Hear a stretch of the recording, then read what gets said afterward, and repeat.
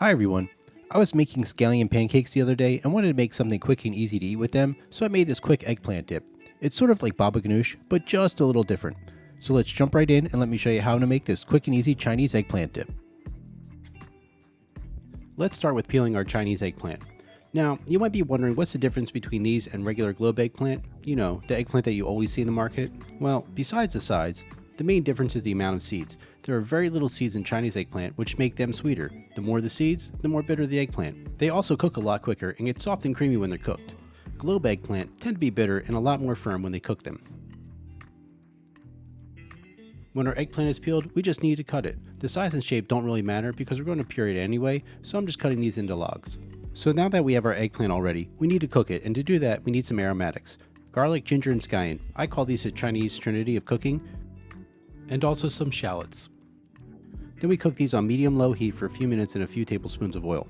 We don't really want any color on these, so just take your time. Now we can add our eggplant, salt, pepper, and some sesame oil. The eggplant soaks up the oil pretty quickly, but the salt should help pull out some of the water from the eggplant.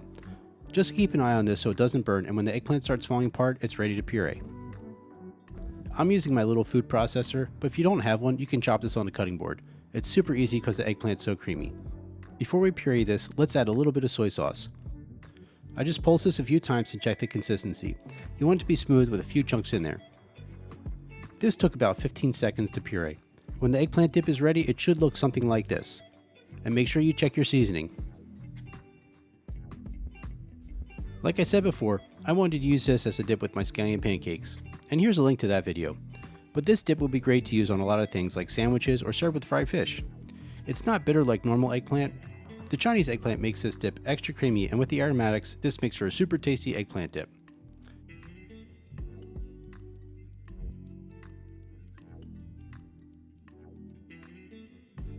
Thanks for watching my video on how to make a quick and easy Chinese eggplant dip, and don't forget to like, subscribe, and hit the notification bell. See you next time.